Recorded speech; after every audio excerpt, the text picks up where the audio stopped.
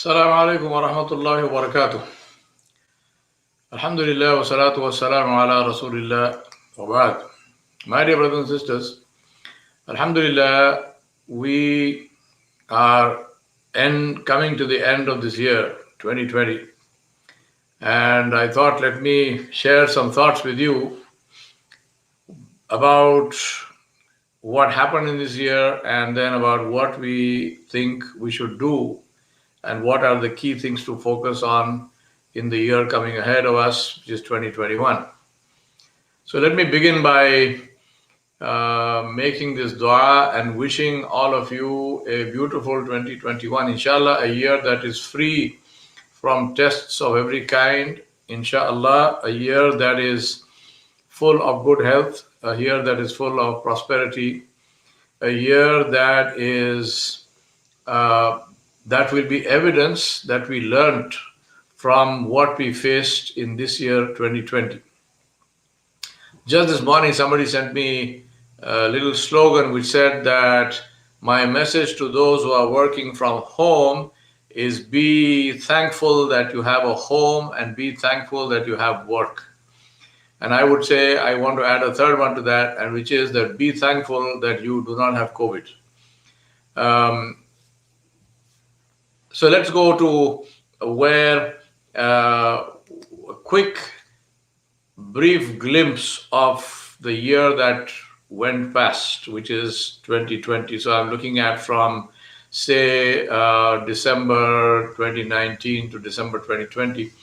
I've just picked what I consider to be important events. You might add to that as you like. It began with the Australian bushfires, which burned an area which is equal to, in American terms, the whole state of South Dakota, and killed over 1 billion animals. And that's an estimate. I mean, nobody actually counted the number killed. Many of them would just have been burnt to cinders without any evidence of them even having been there. So the number of animals killed in the Australian bushfires is in excess of 1 billion. And then, of course, on January 9, WHO announced formally the thing that has been occupying us for the whole year, which is COVID-19, as a global pandemic. I arrived in the United States in September of 2019, and I think to myself that as I walked out of Boston Airport, if somebody had come to me and said that in 3 months from now, there will be no planes in the air, people will not be able to go to work, companies, businesses will shut down, countries will lock down, you will not be allowed to leave your home, churches, synagogues, temples, masajid, everything will be shut down, including there will be no Umrah. And even when Hajj time comes, Hajj will be very restricted, under strict supervision for health and safety. The whole of Ramadan is going to go by without Taraweeh, without Qiyamul Layl. If somebody had told me all of this, I would have told him, look, I think you need to seek medical assistance, because it looks like you are in a severe case of dementia. You are insane. Because none of this is possible. I mean, definitely all of these together are not possible. Today we know that every single one of these and a lot more actually happened. So COVID-19. Number 3, here in America, and also I think for those basketball lovers, Kobe Bryant and his daughter Gianna, they died in a helicopter crash with 7 people. Kobe Bryant was a big name. He was a very decent human being and a big role model for a lot of youth in this country and for people who watch basketball. Number 4, stock market crashed thanks to the global lockdowns. Lots and lots of people lost their jobs. Entire methodology of working got changed. 2 things, work from home and homeschooling, both of which were at best perks for some people. For some people, they were curiosities. Both of these became factual. Both of these became very real, and that continues. what that did to, for example, work from home, what that did to the real estate industry, what that did to the maintenance industry, what that did to office maintenance people, all of which were not billionaires, is another story. What this whole lockdown thing did to the airlines, did to hotels, restaurants, tourist destinations, all of that is another story. Number five, the good side of this, the ozone layer got fixed. The tear in the ozone layer, which was subjecting the Earth to huge electromagnetic radiation, that got fixed. The seas got cleaner, the atmosphere got cleaner, the rivers got cleaner. And then we had George Floyd. I cannot breathe. Black Lives Matter protests all over the United States. And the way that happened, of how people came out and took part in it, because the people who participated and who stood up against racism were not only the black people, they were the white people stood up, everybody stood up. And people came out on the streets and they fought that, and we hope that this will result in something permanent and something permanently good as far as fighting racism across the world, fighting fascism across the world, fighting religious extremism across the world, fighting communalism across the world. I am really and sincerely hoping that this Black Lives Matter protests will create positive ripples in all of these areas. And then there was the US presidential election. I don't know if I should say there was the US presidential election, or I should say the US presidential election still continues, because there are a lot of people who believe it's still not over. There are a lot of people who believe that, it's anyway, we have roughly 2 weeks to go, or a little bit more than 2 weeks to go before that is decided finally once and for all. But it's certainly giving a lot of good TRP ratings to news channels. And the last one, which again is a bit of a good news, I think, is the COVID-19 vaccine rollout. I think that's genuinely good news, and we hope that this will result in us seeing some light of day at the end of the tunnel. So all of this is what we faced. Now, what did we get out of this? What could we have got out of this? What should we have got out of this? I think the first thing that we could and should have got out of this is a sense of thankfulness for what we have. A sense of thankfulness that those who have not been affected by COVID do not have it, that they are healthy. A sense of thankfulness that thanks to the lockouts and so on and so forth, lockdowns, that we managed to connect with our families. And I'm saying all of this in a positive sense. I mean, those who still didn't manage to connect with their families, well, it's time for you to think. So the lockdowns, because everyone suddenly you discovered that, there are other people who live in this house. This is not a hotel. And the other people who live in this house happen to be related to me, like my parents or my spouse or my children and so on. So we got connected together. Yes, places of worship, public places of worship, the mosques and so on and so forth were shut down, but that gave us an opportunity to worship Allah subhanahu wa ta'ala together at home. So that again is a beautiful way of bonding together. As they say, families that pray together, stay together. Families that play together, stay together. So we managed to do both of that. We managed to pray together and we managed to play together. I think this is the good thing that happened. In terms of working from home, I've been working from home from 1994 onwards, so for me it's nothing new. But I think for those for whom it was a new experience, yes, it had its trying moments, but also I think it gave us enormous amount of free time, and also it gave us an enormous amount of freedom from having to, especially where I'm living now, which is the northeast of the United States in winter. It saved a lot of us from driving long distances on treacherous roads during snowstorms and sleet and so on and so forth. So I think this is a beautiful thing that happened. Having said that, on a side note, I must tell you that I'm looking out of my window and I see bright, bright, bright sunlight and not a snowflake inside. As a matter of fact, I have my bird feeder out, and yesterday I filled it. I mean, this big feeder. Yesterday I filled it, and this morning a whole flock of starlings came and they emptied it. I mean, so this is winter in New England, in Massachusetts, and Connecticut, in the United States, which is warm. The temperature outside is now 6 degrees Celsius, which is 4 degrees more than the temperature in New Delhi. So we are looking at global warming, believe me. And even though from where I am, I'm certainly grateful for the fact that I'm not looking at a snow-covered landscape. I'm not looking at having to drive on a road through sleet, but also I'm looking at the reason why this is happening, which is global warming. And global warming is very real.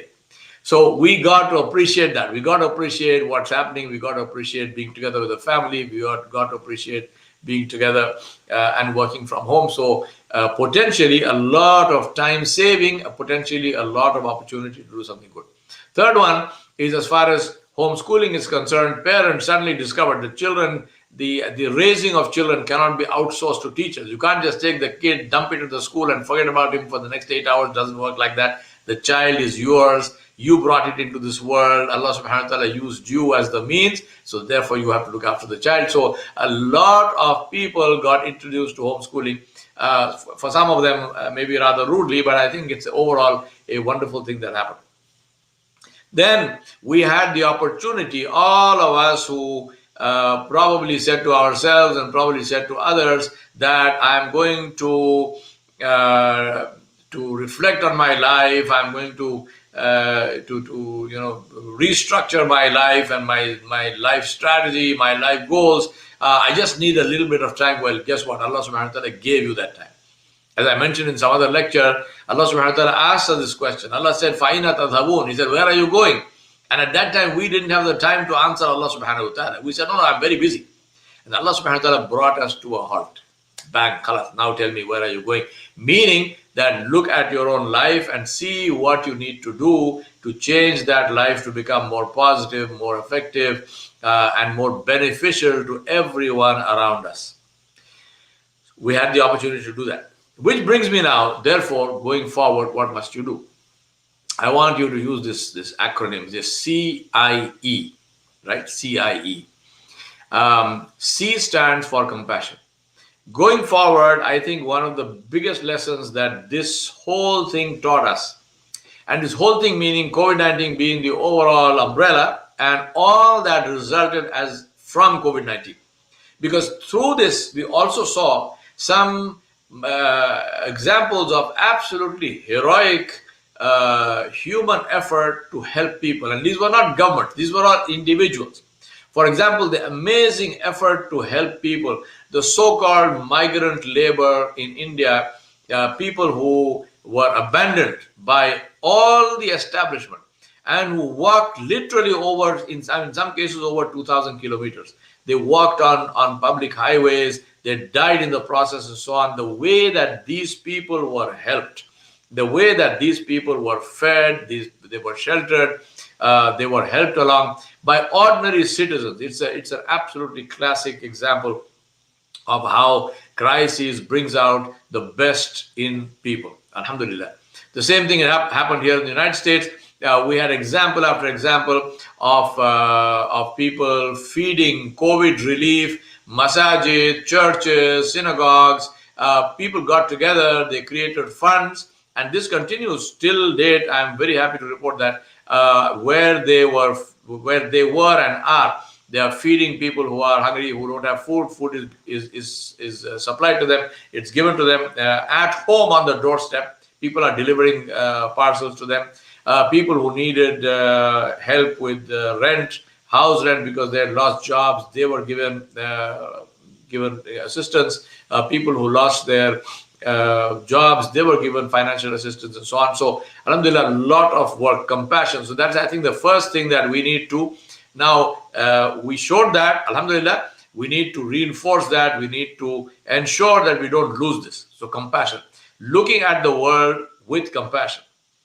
Because we are facing a world now which is going to become much more difficult than it was, even though COVID, we hope and we pray that COVID goes away, and that this whole vaccine and whatever else Allah subhanahu wa ta'ala has in store to get rid of it will happen. But we need to make sure that we learn from this. And the first lesson I learned from myself and I promote to you is compassion.